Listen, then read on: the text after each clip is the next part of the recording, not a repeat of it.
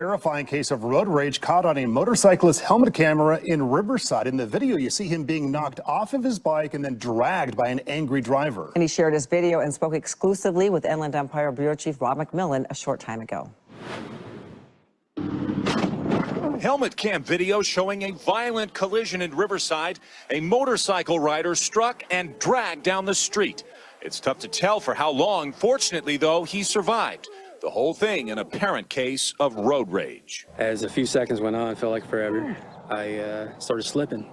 So I could see the undercarriage of the car, and I went from being mad to being scared. The motorcycle rider didn't want us to give out his name, but says it all happened Tuesday afternoon near La Sierra and the 91 freeway in Riverside. He says it started when he was pulling to the front of an intersection and the driver of a black Nissan abruptly cut him off. So I filtered to the front, and yeah, I got mad. E-bikes and e-scooters is soaring, but so are the dangerous and sometimes fatal accidents that come with them. Good evening. This is the KTLA 5 News at 5:30. I'm Cher Calvin. And I'm Micah Ullman. A study from Harvard last year showed emergency room visits spiked across the country from e-scooters and e-bikes. And two major accidents in the last few days here in SoCal sent teens to the hospital with serious injuries. Illegal kind that are not street legal, then you can't drive those on the street. Now, we also know in the city of Temecula next Wednesday, Riverside County Sheriff's deputies will be hosting a informational session to educate the public, kids and parents, on where they can ride and what they can ride, but also just about safety in general. That's going to be at the Temecula Library on Wednesday. Okay, so it's fun that it stops on the... And those tariffs have come in, and every country's called us. That's the beauty of what we do. We put ourselves in the driver's seat. If we would have asked, and those... There it goes again. Tariffs have come in, and every country's called us. That's the beauty of what we do. Put ourselves in the driver's seat. If we would have asked, some of the tariffs have come. If somebody said that we're going to give you something that's so phenomenal, as long as they're giving us something that's good. For instance, with TikTok as an example, we have a situation with TikTok where China will probably say, we'll approve a deal, but will you do something on the tariff? Because people's reaction to that, they ended up not playing in the finals. And so you had two folks that didn't get in, two folks that did, no one playing. We tried to figure out how to balance this. Is there a way to make this work? We worked with experts. We literally were talking to some of the International Olympic Committee experts. We talked to our own state experts. We were trying to figure this out and couldn't figure it out. And that's my point of view, that I just couldn't figure out how to, quote unquote, make this fair. When I first announced my run for Congress, I had this random white woman, liberal, walk up to me and ask, well, what about you isn't Democrat? To which I responded, well, besides my skin color, what about me is Democrat? And it was at that very moment that she realized that God gave her enough common sense to ask me about my values. Now, don't get me wrong, I was raised to vote Democrat down the ballot. So when I first started, I would say things like, I'm a Republican, but I'm not a conservative. But now I know all too well I am a full-fledged, hardcore conservative, and I'm proud of it. I mean, my favorite saying is I was born black, not Democrat. But in tariffs, I think it's interesting to note that the average U.S. MFN tariff on Chinese goods coming into the United States is 2%, whereas the average Chinese MFN tariff on U.S. goods going into China is 35%. Is that reciprocal? In terms of jobs, this is the biggest and cruelest hoax of all. The China trade supports 170,000 jobs in the United States, 170,000 jobs, whereas our imports from China support 10 million jobs at least. The fact is that U.S.-China trade is a job loser. Minority member of the Social Security committee to pass that law, but let's admit the truth.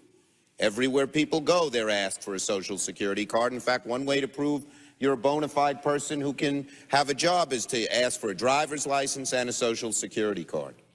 This is an anti-fraud amendment.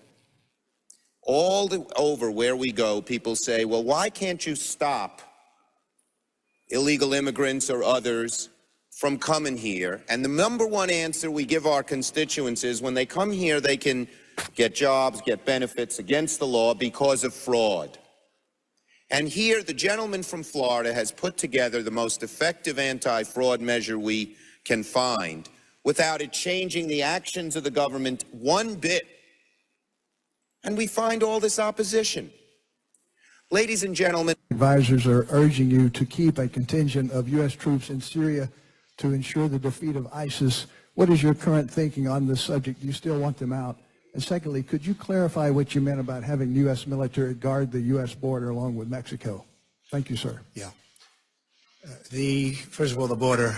The Mexican border is very unprotected by our laws. We have horrible, horrible and very unsafe laws in the United States, and we're going to be able to do something about that hopefully soon. Hopefully Congress will get their act together and get in and create some very powerful laws like Mexico has and like Canada has and like almost all countries have. We don't have. Now for our local news, fight in Riverside Apartments in Sycamore Canyon resulted in 2 stabbings and 2 injured. We shall see what happens there. Purdue cops are cleaning out the retail theft trash down there of doing enforcements, and so are, well, the next one is a vagrant is arrested for attempting to break into a Riverside County home. So we're not out of the woods yet. 2 Moreno Valley men were arrested for retail theft in Lake Elsinore and Paris, and the Corona crime blotter had things amongst a vagrant arrested for stealing a kid's skateboard. That radical chase that went from Corona into Ontario, car thefts, and more on today's show. We'll hit the intro and see what goes.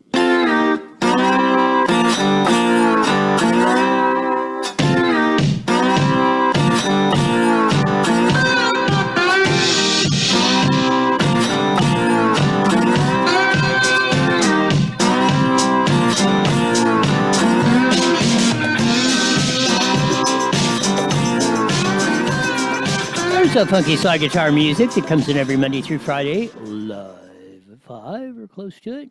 Evil Uppy Network, Rumble, X, all that good stuff. Rolling in, YouTube.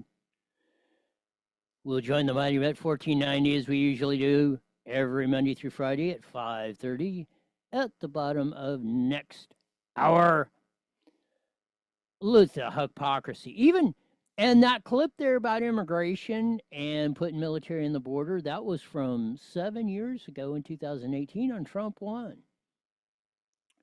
So, and then the hypocrisy on immigration, Chucky Schumer, and the tariffs with Nancy Pelosi, and we'll get into that here in a bit. Man, it's been it's actually slowing down. The Trump deal and nationally, at least we're kind of hitting a groove. I mean, it was 2 months of like just boom, boom, boom, boom, boom. And that, but what do you think about the road rage incident in Riverside where the dude rams the dude on the motorcycle, and then drags him down the freaking road? I mean, that guy's lucky that he's still on the top side of the grass, that dude, the motorcyclist of that. But that, the guy eventually, according to police reports or reports on, I think on PE.com, that the driver who hit the guy on the bike and drug him eventually turned himself in. But that was some dramatic footage. We'll maybe get into that. Temecula, or the e-bike thing, from Victorville to Temecula, and the dangerous stuff going on there. They're going to have a meeting in Temecula about it here in a week, so that's something to look forward to. Corona, a vagrant stealing a skateboard from a kid. Good thing the cops recovered it and got it back to him. The retail theft thing, Prop 36 is working. From the Paris cops busting a Movell man in 2 Movell men, I should say, for retail theft in Paris and Lake Elsinore. And the Purdue cops ain't going to be outdone. They're doing their job of getting the retail theft out of there. So we have some slight things to look forward to on that. Maybe we're finally turning things around nationwide, in California, and worldwide. Of course, that radical fight broke out in the apartment buildings around Sycamore Canyon area, Riverside, resulted in 2 stabbings and 2 others injured on that. Man, we got a lot of good stuff, not so bad stuff. And the neighborhood watch thing, which is something that we should all pay attention to. And this is the reason why am I getting a blank screen? There. Vagrant arrested for attempting to break into a Riverside County home. That was because the neighbors called and said, hey, what's going on? So that's one thing. You should talk to your neighbors and know what's going on. If not, start a neighborhood watch. Even if you don't have a formal structure like that, just be aware of what goes on in your surroundings. Because if you don't, it'll wind up costing you dearly. Nobody wants their home invaded, I don't believe, unless you're running some sort of a con. The whole tariff thing, and that young lady she's running for Congress down in Texas that rolled up to the council meeting. We need to get more people like her. Freddie Beast posted that, sent it in. We'll maybe break down some of that tape. Newsom has no clue of what the hell he's doing. Admits it on camera, as we played there in the intro. We'll get some of that. Hopefully we'll break down the tape and everything on that. Lots of goodies on today's show.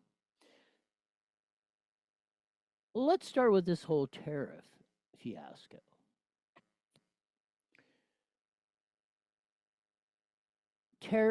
Tariffs do not cause inflation.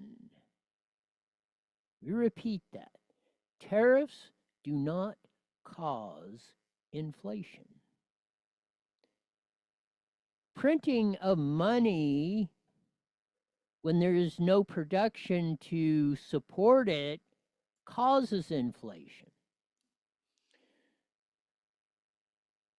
So whether Trump, Howard Lutnick, Peter Navarro, Scott Bessent, and the rest of the economic team and tariff and trade and all that is right or wrong in this deal.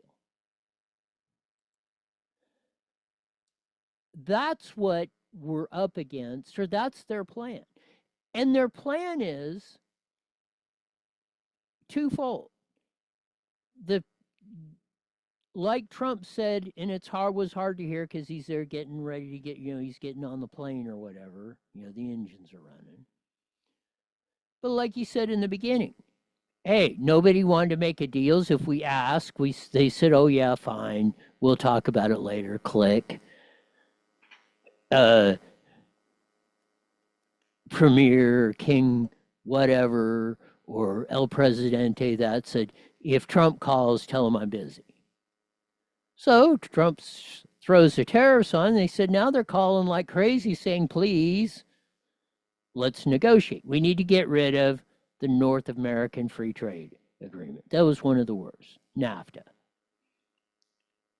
WTO, the World Trade Organization. We need to pull out of that. GATT, and all these other ones. We've been hosed. We've explained it 90 million times in all these trade agreements. Nancy Pelosi was pointing this out 30 years ago. We'll run the tape. We ran a little bit of the tape. We'll run some more of it.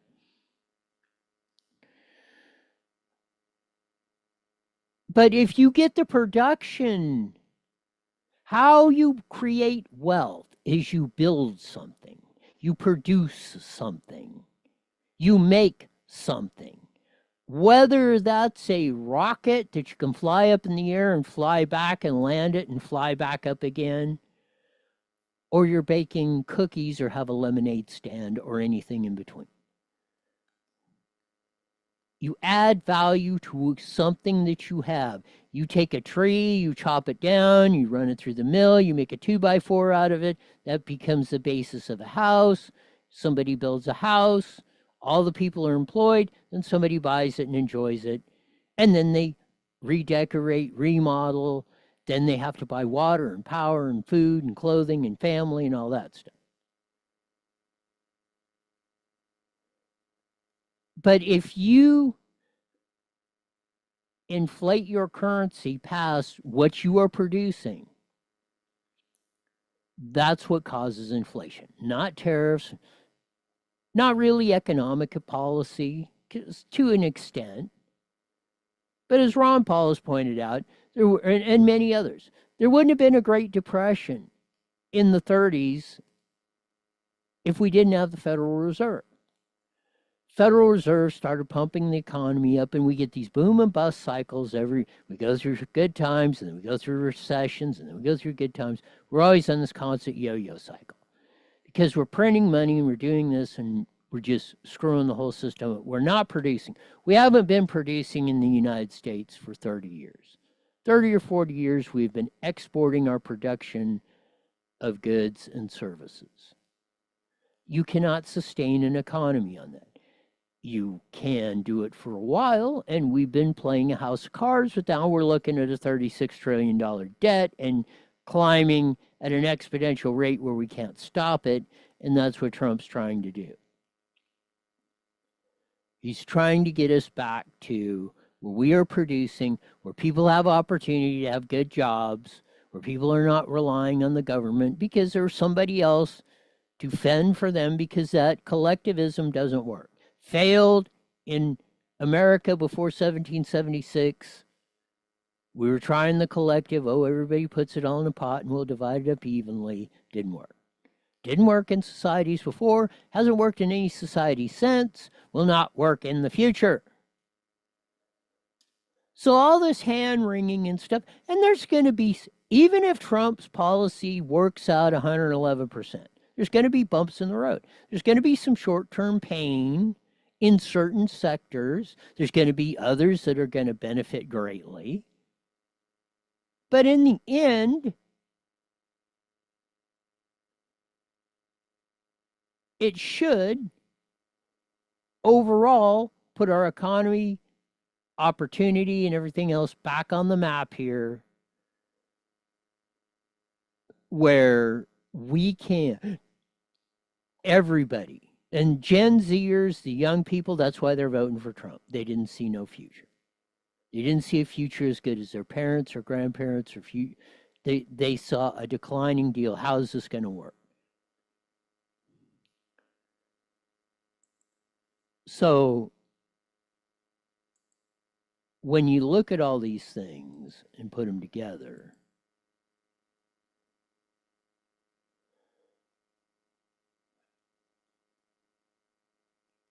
and Thomas Sowell said, and I'm not a big tariff guy either, unless we're going to eliminate all the income tax and everything else. We want to go back to pre-1913 and do everything on tariffs. If I'm fine with that. Actually, it might even be a more efficient deal than an income tax. But, you know, that's a deal to roll it out. Even as Thomas Sowell, who's a hardcore no tariffs guy, said if he's doing it for a short term to renegotiate these trade pacts and get us back on a fair playing field, a actual free trade. All this stuff they talk about is not free trade. You do not have to have one agreement. In fact, if you have an agreement on anything, you do not have free trade. Free trade, by its definition, means there are no rules. There are no agreements. There's no nothing. It's the ultimate laissez-faire, hey, whatever rolls. So again, it's a corruption of the language and everything else. But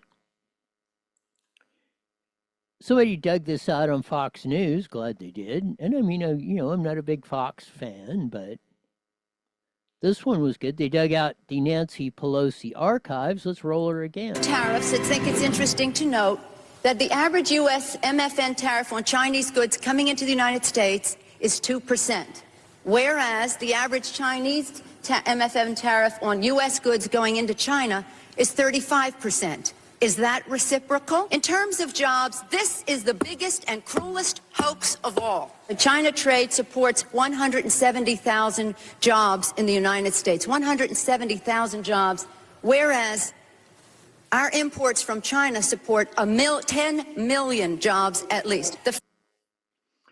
Nancy Pelosi is pointing out in June 27th, 1996, exactly what Donald Trump, Peter Navarro, Howard Lutnick, Scott Bessent are doing today. Doge. Elon Musk has talked about this. The Doge boys. You got to fix this stuff. Hear from the head witch. Fact is that U.S.-China trade is a job loser. In terms of tariffs, I think it's interesting to... What are we, almost 30 years later? And now, because it's Donald Trump, backtracking on everything she said 30 years ago.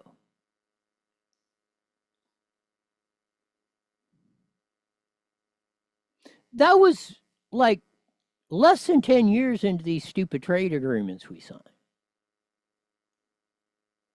The Screw America trade agreements, they were not free trade agreements. They were screw the American peoples to take down the American economy because we were too powerful. Even Nancy Pelosi saw it. And she was on the right side of pointing that out. This is why the left and the Dems have zero, less than, as they say, zero credibility. It's striking, some of the stupidity that we as a nation are doing. And this is probably why this young lady, who looks like she's probably Gen Z or a millennial, probably I'd say she's around 30 or so, looks like it, maybe 25. Freddie B sent this over on his Marina Valley First page. She said, "Why am I a Democrat?" No. Oh, excuse me. You would think, by looking at her, you profiling, you say, this lady, just looking at her, has to be a Democrat. They vote 95. If you look like this, you vote 95, or you have, probably in the past 50 years, 95% of the people that look like this voted Democrat. Left-wing, stupid, idiotic policies. Here we go. Maybe. Random white woman, liberal, walk up to me and ask, "Well, what about you isn't Democrat?"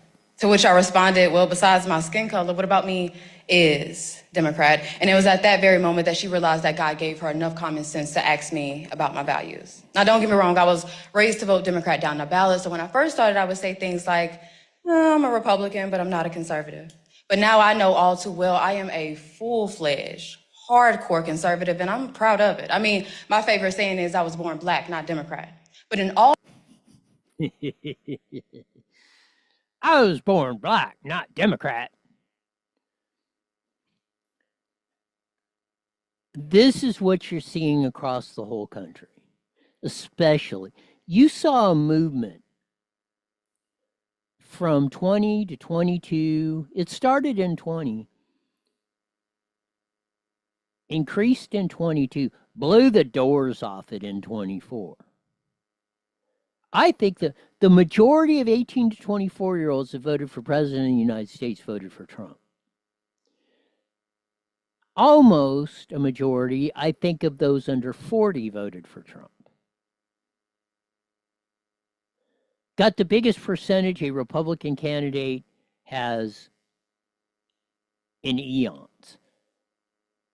But it's not, as I say, this is not a Republican Party movement. It is a MAGA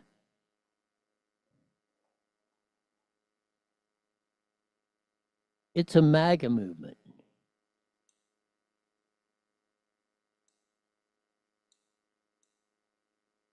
There, get that. I don't know how that got over there. It's blocking my Alley, Missouri, given to me MAGA hat. More from the young lady from Fort Worth, Texas. Here we go. All seriousness, whenever I began to think for myself politically, the choice was easy. I mean, why would I want to belong to a party whose mission is to infringe on the Second Amendment, as if a criminal would ever participate in something like a mandatory buyback? Why would I want to belong to and endorse a godless party? Because there is no such thing, and I mean no such thing, as a trans child. We have confused children and sick, enabling adults. Why would I? God, guns, and complete honesty, parents should be in charge of their kids. What a hell of a concept. It's sad that it took us this long, but it's very heartwarming to see more like this young lady finally seeing the truth. And it didn't take them to be 40 years old to see it. I want to belong to a party that takes pride in shedding innocent blood. Number one, as if that's not what God hates. Number two, as if there's not a black market for baby organs. And number three, as if abortion clinics didn't start in the hood. Because if you think Trump is bad, you should research exactly who Margaret Sanger was. But speaking of the black community, why would I want to belong to a party who's responsible for the foundation of the Triple K? But it's not just that. Supposedly in the 1900s, the party switched, right? But what never changed, what I noticed never changed, is Democrats' love for immigration and how they have always prioritized that over the black community. I mean, imagine every single Democrat leader helping you joke about what a black job is in 2024, exposing your ignorance on 1924 and how imperative the Immigration Act of that year was, how it was all reversed in 1965 with the Hart-Celler Act, how Congress refuses the advice of the Rockefeller Commission and the Hesburghs Commission, and how to this day they refuse to adopt the Barbara Jordan Blueprint, validating every single thing that Dr. Claude Anderson spoke of generally, but specifically what Mrs. King spoke of in 1991 with her letter to Congress. Now, look, I'm not.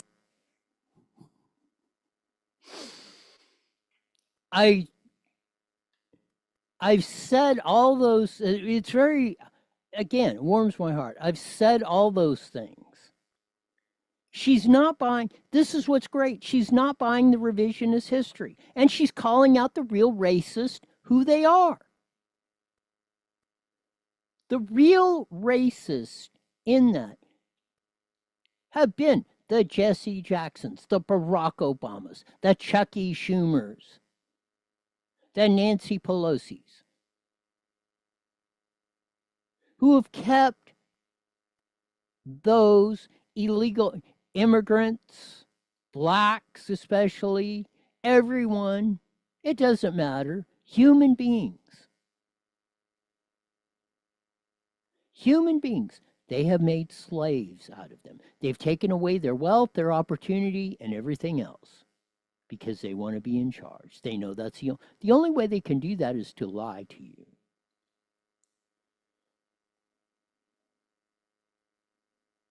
Saying that the Republican Party is perfect. No, nobody's perfect. What I'm saying is I side with Malcolm X when he said that the liberals were the worst thing that could ever happen to the Western Hemisphere, but y'all ignore that, just like how y'all ignore LBJ saying, and I quote, "I'm going to have Negroes voting Democrat for the next 200 years, and by God, 60 years later, I see no sign of recourse, but rest assured your vote is your voice, even if it is a whisper. Thank you, Council. Mayor Parker, whenever you're ready, you can call your next speaker. What's up, wee man? That's what they call you on Facebook right about now. Our next speaker is... Love her attitude and humor and wit and sarcasm. Don't let them, this is what you should take. Don't be afraid. Don't be intimidated. Most people are intimidated, will not say what this young lady said because they're afraid or they think they're going to do that or somebody's going to get them or that. No, if you don't say what she just said, that's what will happen to you. They want you to believe. They want you to believe that they're going to threaten or something's going to happen. They're going to take your house away. They're going to bankrupt you, put you in jail, yada, make you sit on the back of the bus. When it's exactly the opposite. If you don't speak out, they will take away your house. They will make you sit in the back of the bus. They will put you in jail. They will cut off your daughter's breast. They will cut off your son's penis. They will make him stupid. And they will make him a slave.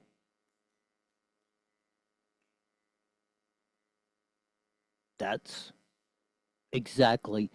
They want you to be 1,027,000,000% afraid of them. That young lady is not afraid, and we need more. We get more like her. You will see the biggest boom in people's happiness, opportunity that you have ever seen, that has ever been seen in the history of the world.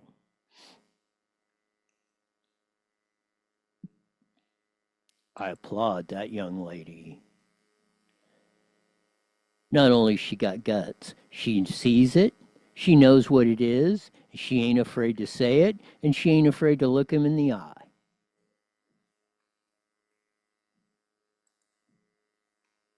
Say, what a bunch of disingenuous, blankety-blank pieces of S most of you are.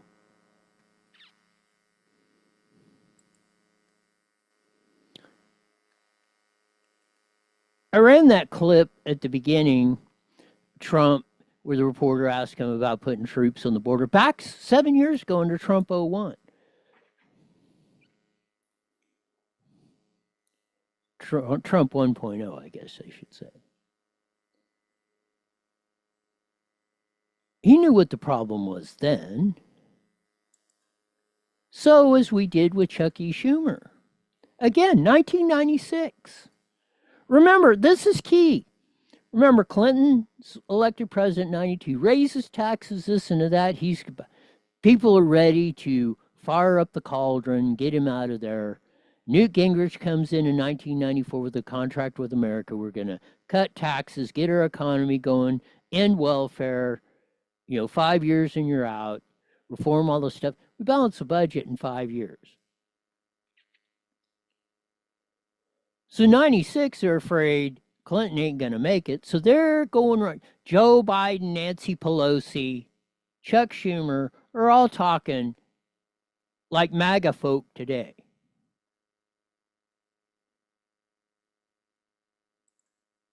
Let's roll more, the archives again, from Chuck E. Schumer, 1996. Distinguished minority member of the Social Security Committee to pass that law, but let's admit the truth. Everywhere people go, they're asked for a Social Security card. In fact, one way to prove you're a bona fide person who can have a job is to ask for a driver's license and a Social Security card. This is an anti-fraud amendment. All over where we go, people say, well, why can't you stop illegal immigrants or others from coming here? And the number one answer we give our constituents is when they come here, they can get jobs, get benefits against the law because of fraud.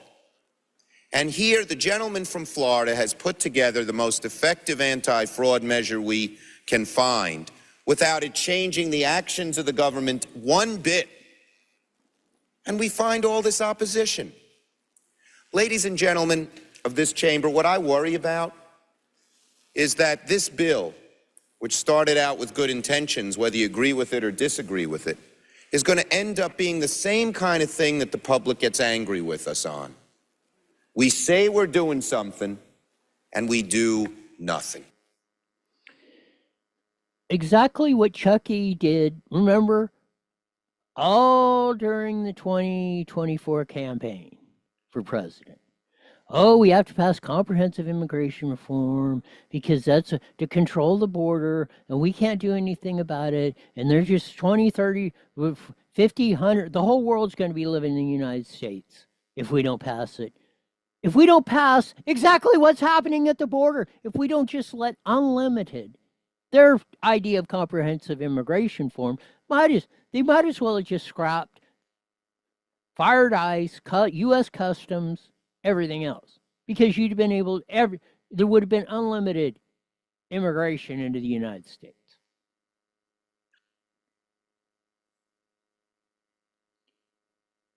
Trump came in, I mean, almost as soon as he took off his hand off the Bible, January 20th, 2025, it stopped. Now it's down to like 0.2% of what it was under the Biden administration.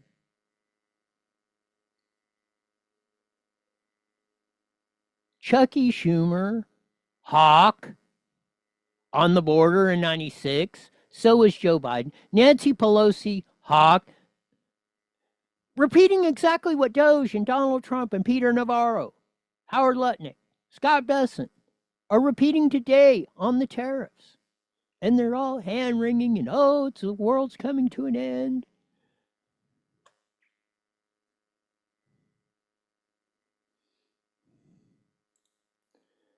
This is exactly,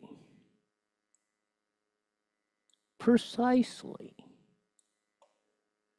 the disingenuousness of it. And this is back when, and you see how radical it's changed in almost 30 years. No matter, you might have disagreed with Chuck Schumer in general philosophy, just like Biden and Pelosi, they weren't 100% kooks like they are today.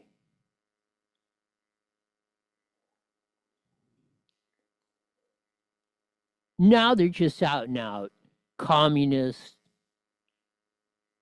totalitarian dictators just looking to enrich, make more millions for themselves. And to hell with you.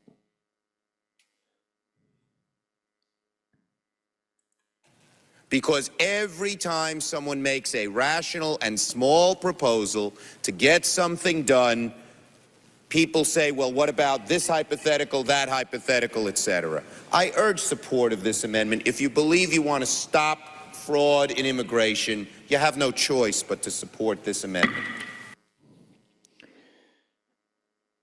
Chuck Schumer wanted ID 30 years ago on immigration, where he was getting he was getting resistance on both sides from the establishment,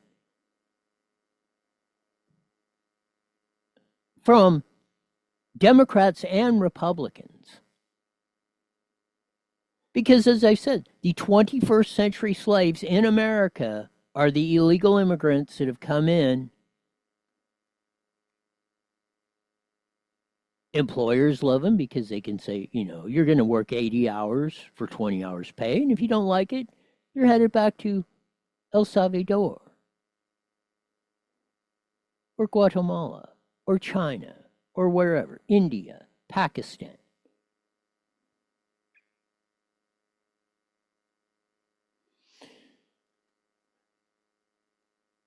That's when Chuck E. was fighting the good fight.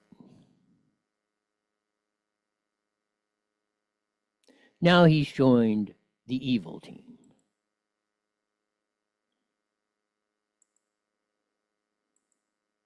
Sad, sad, sad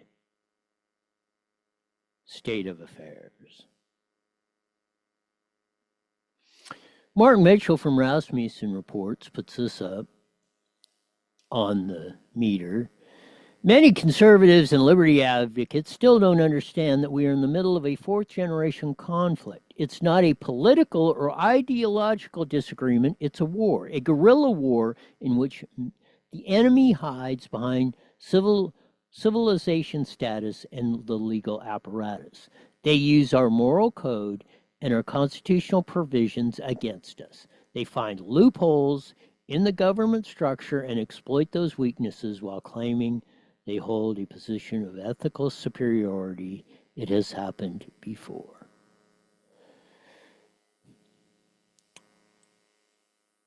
I don't know who said it. He's putting on there, wow, well said. I'd like to find out who said it, but it's 100%. 10,000% right. They're hiding behind, oh, you know, you can't say the word retarded because somebody will be upset. Or you can't do this, or you're all going to die from diesel smoke. Consequently, you got to pay $5 a gallon of gas, or we can't drill. You're going to freeze to death because we won't have no natural gas to run your heater. And on and on. Your eggs will be $10 a gallon because we're going to kill all the damn chickens. How many chickens were killed in Mexico and Canada? Did the bird flu? I guess Trump's wall is so good it contained the bird flu in the United States. It couldn't get anywhere else.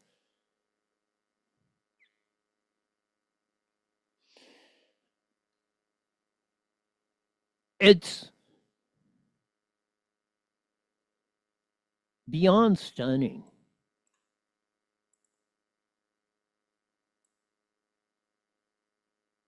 What we have to deal with, or what assault we've been under. Secretary of Department of Education, hopefully soon to be gone, Linda McMahon said parents should be the primary decision makers in their children's education. Duh. That's why they don't need a federal government telling them what to do or pilfering their money.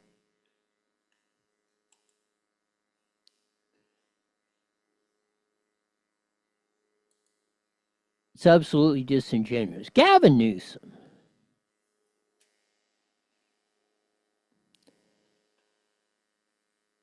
At a press conference yesterday. Oh, how they're going to hire this, and we're going to do that, and educate this. We're going to rebuild the California workforce that we destroyed. Create a crisis where one doesn't exist. Then walk in with the solution. Here's Newsom's opening statement. And those that are not here, those that participated in this process that began in August of 2023. I had the privilege of signing an executive order laying out a vision and making the case that we need to reimagine our workforce and economic development strategies in this state. We need to take that same kind of intentionality that was brought to bear when we developed the state's first master plan for higher education in the 1960s, where the leaders of the state in the 1960s recognized the world was radically changing. And you, sir, along with the professors and everybody else, have destroyed that higher education system Pat Brown and then Ronald Reagan picked up on. Our university system was the finest in the world. You have destroyed it. The professors are the ones that laid out the plans that have destroyed K through 12 education. California teachers, whatever National Education Association, all them. Of all this chaos you see going across the schools of your kids being stupid started in the 80s. Once we built it up and they saw they had some power, boy, did they execute it. But all in the guise as though we're going to get education, everybody's going to have a master's or a doctorate degree, and everybody will be making $250 million a year. This is how you work this stuff. You destroy it. You create a crisis where one didn't exist. Then you walk in with the solution. Trans-related stuff, building, CEQA, etc. How much of that will translate into how you got? This is Ashley Zawala's question on the trans. difficult to make that determination. I spend an hour a week on this. I think I have a conversation tomorrow with someone, and conversation takes many different forms, shapes. Sometimes what you expect will be discussed. Sometimes things come up that are off topic, that become topical. But it's not an agenda-setting effort. I'm not trying to legislate from that prism using this platform. That's the work I do as governor. To the extent it crosses over, you talk to an Ezra Klein, and he's talking about this framework of abundance, and he's talking about litigation and CEQA and NEPA and Reagan and Nixon, and that crossover around high-speed rail and other things, housing supply and bound, that obviously crosses over quite nicely, the work we're doing. Was highlighted, I appreciate Buffy Wicks and the 20-plus bills she introduced, was highlighted and under. Ashley Zawala asked him, and you couldn't hear the reporters. I don't know why they can't get microphones or something when they're doing these press conferences out there so we can hear what the question is. She asked about the podcast and Newsom's famous one with Charlie Kirk, where he said, yeah, it's absolutely stupid to have boys, men playing in girls, women's sports, or in their locker rooms, or in their bathrooms, or whatever else. And he starts mumbo-jumboing about every other subject. How about the dollars in the situation? Well, we can get this one in, I think, a little bit. No, and it's the exact same format as the prior one. And we had all those fancy attorneys figure all that out, and it's all transparent on the 700 form and all that. So it's not a dollar. In fact, this has cost me money, but that's another conversation. Yeah, I know, geez, okay. To the day, talking about all our fire recovery with our teams. And progress is being made there, by the way, but we're starting to run up into some of those abundance conversations around permitting that's already starting to take shape, where most of my focus was yesterday. As it relates to that issue, my position is. So we'll pick this up when we join the Mighty Met KMET. You see how he just obfuscates? The first three questions out of the box are about this whole tranny thing. He's not saying anything to the legislature, which killed the bill in the committee so it doesn't have to be voted on, so he doesn't have to veto it. 5 seconds, 5 seconds. That's what we're up against. We'll pick up on this when we join the Mighty Met KMET here in a few seconds. Up to date. IE Newswire Daily is on the air. The following is a paid program. Views and claims expressed are those of the program producer and are not endorsed by this station.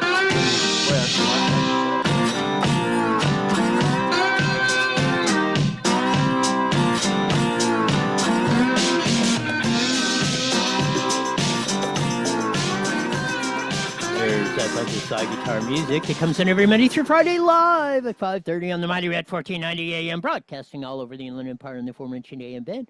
Join your vast video audience in the Evil FB Network, Rumble, X, YouTube. Check out all that stuff. Man, what a day. We had tariffs. We went back 30 years. Tariffs. Nancy Pelosi saying exactly what Trump is saying today. Chuck E. Schumer, same in 96, 29 years ago. How we should have ID, we should stop the border stuff. 10 years after the odious, stupid thing that Ronald Reagan did with the amnesty. Oh, it'll never happen again. We'll do this once. Chuck E. Schumer, Nancy Pelosi, 29 years later, backtracking and all that. That's when they were actually, when Democrats actually had some sensibility, some compassion, some caring for their fellow human being. The young lady from Dallas, Texas, who said, and you need to go back and watch a clip, go back in iNewsWire, and you'll understand what I'm saying. You'd look at her and say, no way is she going to see this. She castigated the Democrats, the left, and said why I am a conservative, why I'm a freedom and liberty member, because I'm concerned about my future.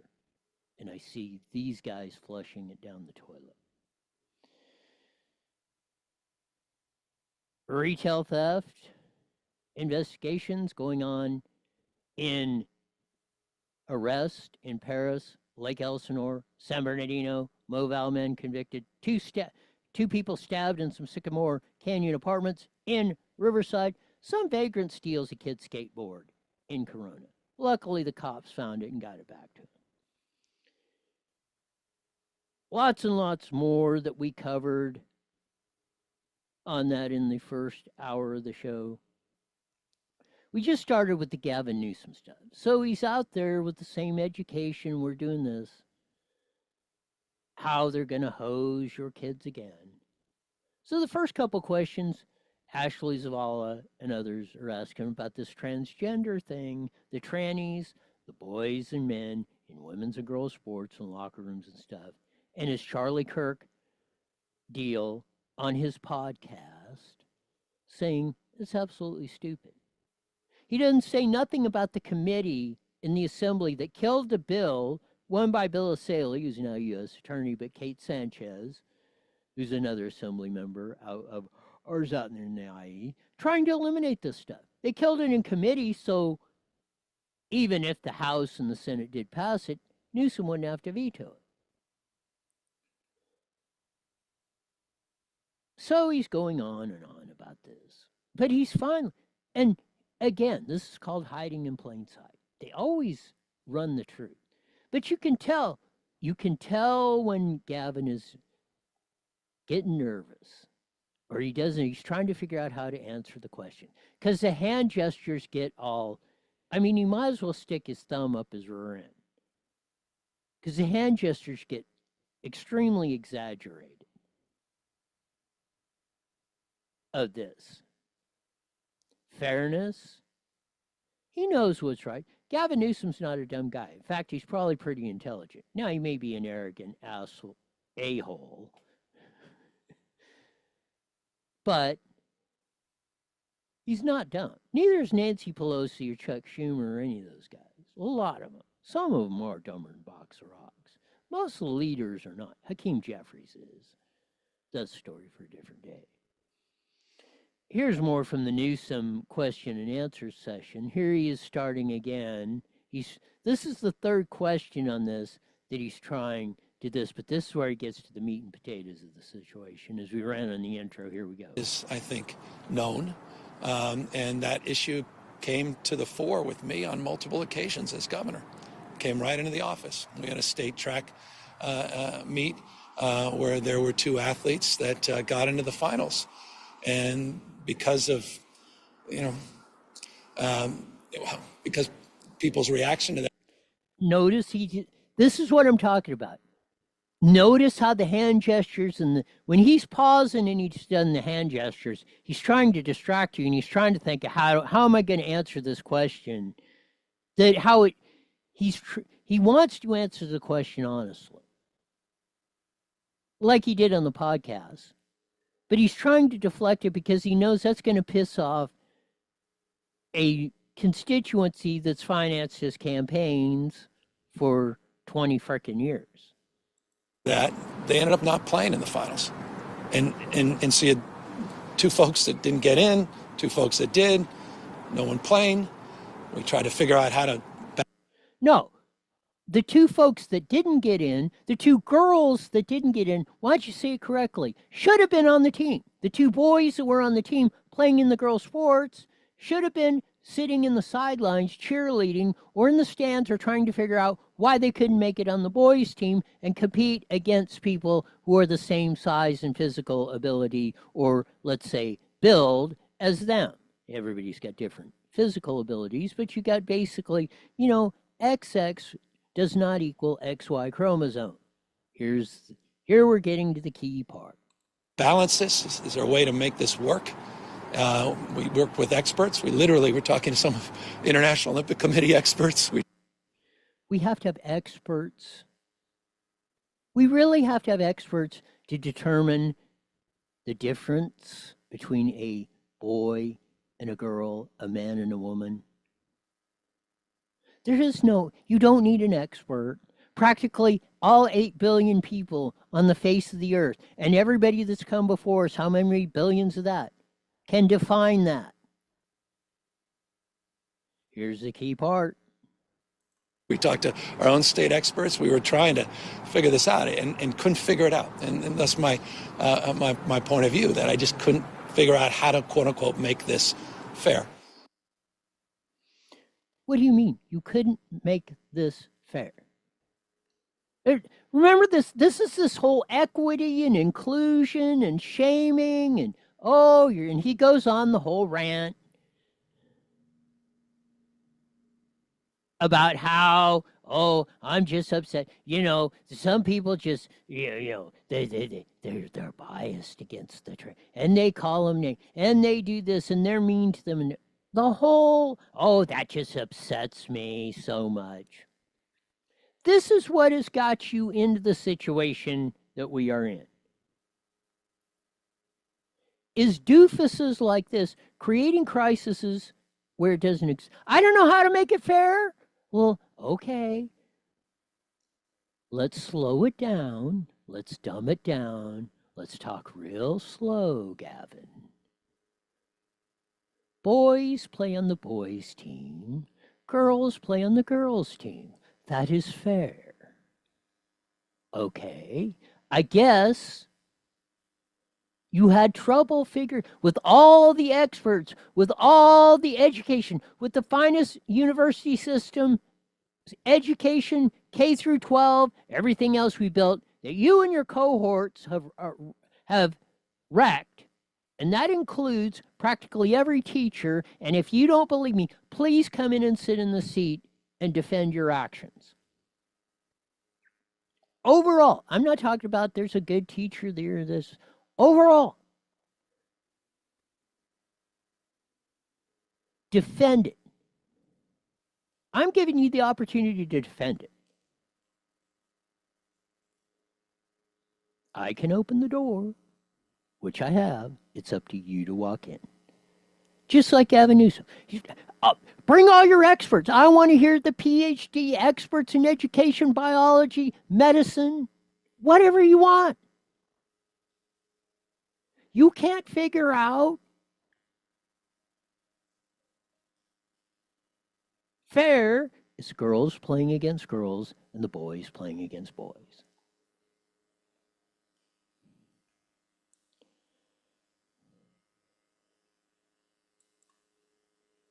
That has nothing to do with, let me answer the question specifically. It's broader than that. I think it goes to the broader issue of having conversations with people you disagree with. That's fundamentally what those comments were about. And it's been difficult. It's difficult for some people.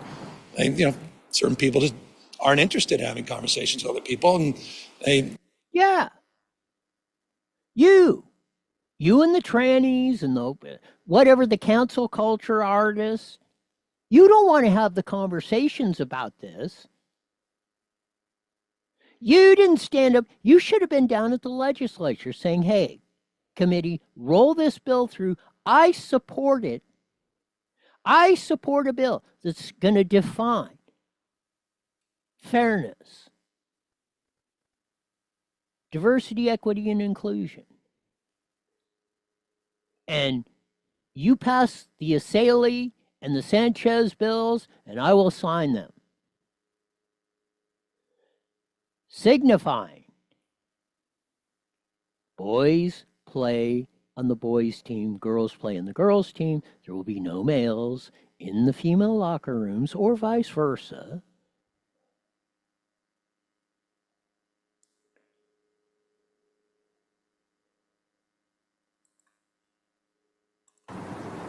because I don't like the way people talk about the Central Valley.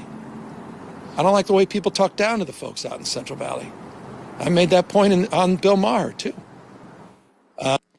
This jackass, every time, remember when people bring up the crime with smash and grabs and the murders and the vagrants and all that in LA, San Francisco? Oh, Bakersfield as the high in Fresno have the highest murder rate. You know, what is that? And there, that's the red area. That exactly what you know, moron.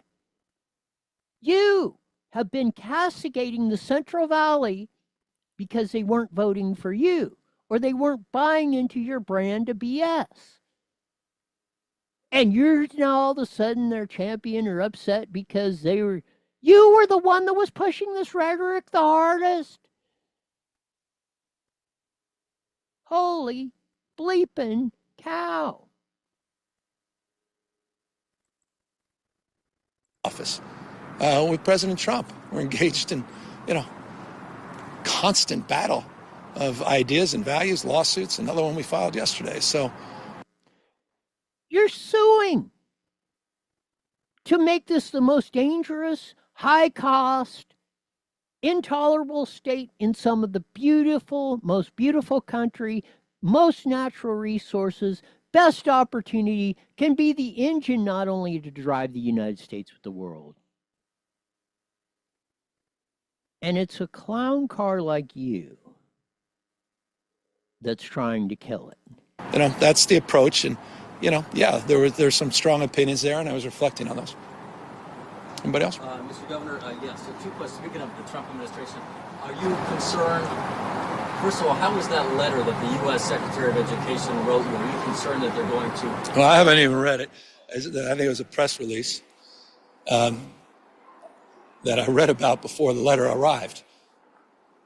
When letters arrive in the press before they arrive in the mail. He didn't read the letter. Linda McMahon, Secretary of the Department of Education, appointed by Trump, said, hey, if you don't knock this and all this other crap off, we're pulling the federal funding.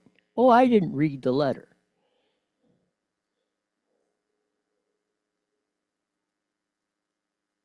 How much more disingenuous can you be? Oh, I didn't read the letter. He admitted.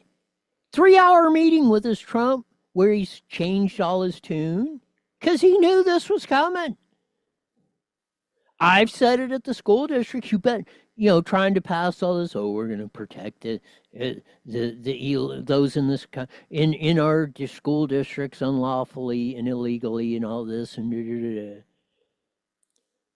schools, especially, about 10 to 15%, depending on the school district's funding, comes directly from the federal government through the Department of Education.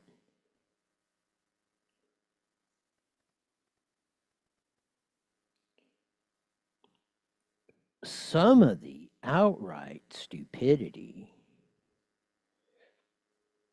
that we have to endure,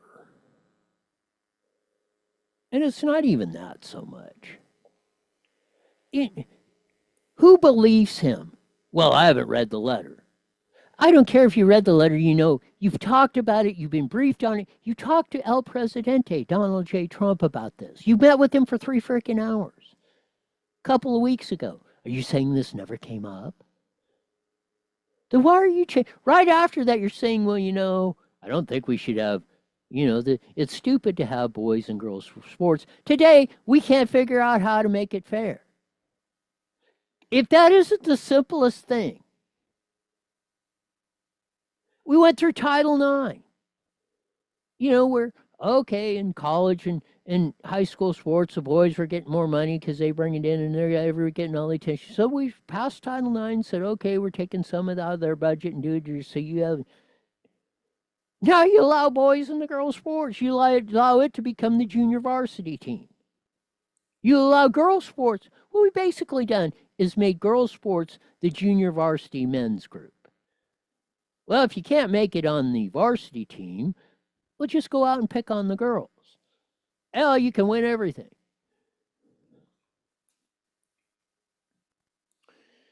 I don't know. Sometimes this stuff is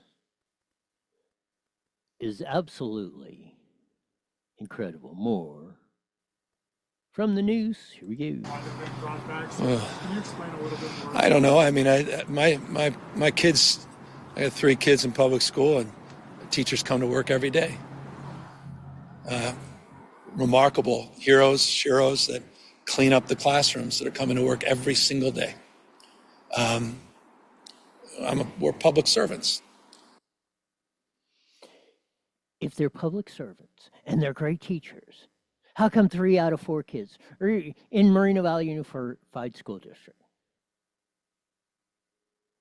4 in 10 statewide are not at grade level, K through 12.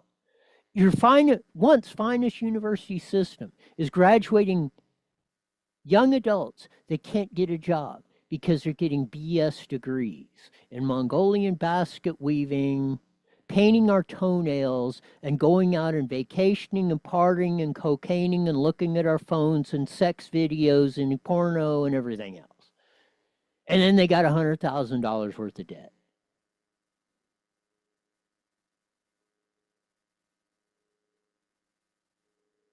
Not public servants. They are paid very well, 180 grand a year compensation. You base it on a full year for teachers in California, average teacher salary, compensation. Excuse me. That's salary and benefits and everything. Bottom line, what they're extracting out of your pocket. They're getting paid very extremely well, and they're doing a very poor job. So don't be crying the crocodile tears or everything else. Last one on the Gulag Gavin Newsom hit parade. Here we go. I think we'll all be better off, and if they'd like to do that for their own professional development, I certainly think we're down. We're trying to just get you 6 days, not 7. Right. She's currently 7, so we'll see. If I could ask just one last question about Javier Becerra announced his candidacy for governor. So the dude's asking him about Javier Baccaria. He just mispronouncing his name. Javier Baccaria, who just announced he's running for governor on the for the state of California. Failed congressman, failed at housing and human services. I mean, health and human services, where finally we got Bobby Kennedy in there. Killed us under the COVID deal. Again. Why sit there and at this point and look into the camera and sit there and flat lie about stuff? Here's his answer to the recent announcement of Javier Baccaria running for governor. Your thoughts on Javier Becerra as a candidate for governor in the field right now, and the likelihood or possibility that Kamala Harris could still enter that mix? And you'll forgive me. I No, feel we like won't. Jerry Brown must have felt. You know, I'm just at that point where I don't want to talk about these things. I really don't. I haven't focused on them. Someone literally texted me some article. I didn't even read it. So I am aware, because it was early morning text, and I didn't even open it up. It's just not my focus. It really hasn't been. And forgive me, it's like, this is not a professional thing to say. It's like more personal. It's a strain. It'd be like me talking about a year and a half, your place. Hey, this is a hotshot young reporter out there coming from Atlanta. What do you think of him? Or she's someone who really broke through in Dallas. What are your thoughts? And are you worried about, Katie Couric coming back and taking your job? So I say all this. It's incredible at some point. Oh, I didn't even know Baccaria was going to run for governor. Oh, somebody sent me a text about it. Oh, I don't want to talk about this stuff anymore. Again, say, hey, wish him luck. Crowded field. A lot of people are going to be jumping on it. I'm out in 2 years, less than 2 years. May the best man or woman win. I didn't look at it. I'm tired of talking about it. Hey, if you don't want to say anything, just say that. Hey, it's their right to run, Constitution, what makes America great. You could frame it like that.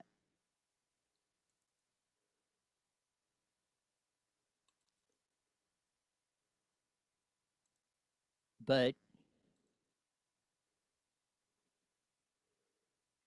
not Gavin Newsom. We need more. This lady's running for Congress, I think in Fort Worth, Texas. She walked up. I'm going to give you a little preview of those listening to Mighty Met. But you need to watch. Go back and look on iNewsWire, Rumble, X, all that evil Epi network. This is the type of politician we need. Here we go. Good afternoon, Council. When I first announced my run for Congress, I had this random white woman, liberal, walk up to me and ask, well, what about you isn't Democrat? To which I responded, well, besides my skin color, what about me is Democrat? And it was at that very moment that she realized that God gave her enough common sense to ask me about my values. Now, don't get me wrong, I was raised to vote Democrat down the ballot, so when I first started, I would say things like, I'm a Republican, but I'm not a conservative. But now I know all too well I am a full-fledged, hardcore conservative, and I'm proud of it. I mean, my favorite saying is I was born black, not Democrat. But in all seriousness, whenever I began to think for myself politically, the choice was easy. I mean, why would I want to belong to a party whose mission is to infringe on the Second Amendment as if a criminal would ever participate in something like a mandatory buyback? Why would I want to belong to and endorse a godless party? Because there is no such thing, and I mean no such thing as a trans child. We have confused children and sick, enabling adults. Why would I want to belong to a party that takes pride in shedding innocent blood, number one, as if that's not what God hates? So you get to God, guns, and parents have the right and the responsibility for their kids.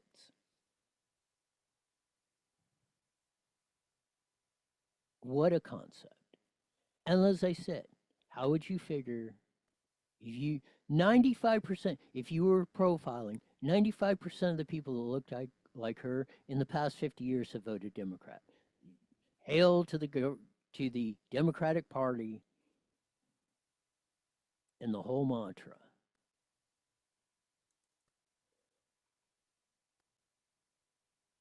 If we keep on this trajectory, we got a shot. We got a good shot. Like I said, we will turn. We will see the greatest renaissance of a civilization ever seen. As you know, I've been talking about standing up for our country, doing something. These big box stores stayed open while the little guys closed. Will our voices be heard? Does voting with our dollars work? PatriotSwitch.com gives patriots the power to walk away from the big box stores forever. Stop supporting the enemies of freedom now. That's why PatriotSwitch.com was created, for those who support America. PatriotSwitch.com. Is your car doing the hucklebuck and afraid you will be stuck?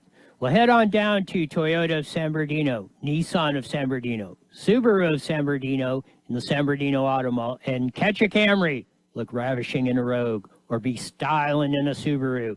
Don't forget I-10 Toyota in Indio for those of you in the lower desert. You deserve to be the happiest human on the planet. So head on down to one of these 4 great dealerships for the car of your dreams. Spread the word. IE Newswire is now on every Monday through Friday, live at 5 p.m. on Rumble and KMET 1490 AM, 5:30 to 6 p.m. Join all the cool kids who want an eclectic look at the news without all the filters of the evil scoundrels of social media and the despicable dorks of the dominant press.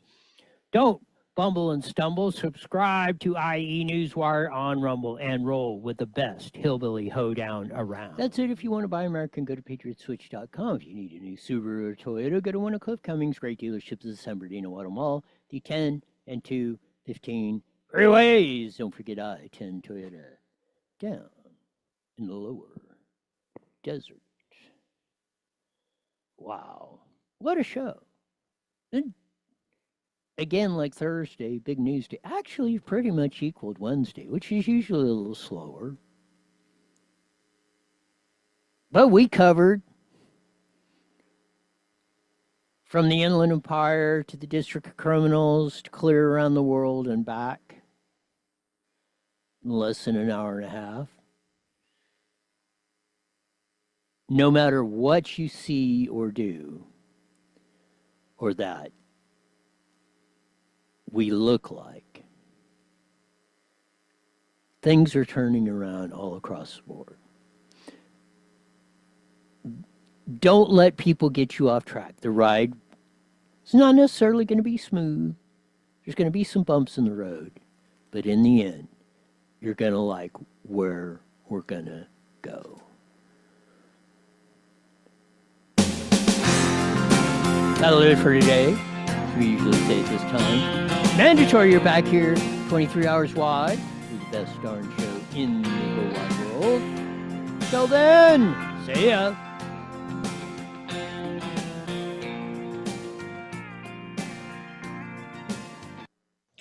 All right. Have a great night. You got it.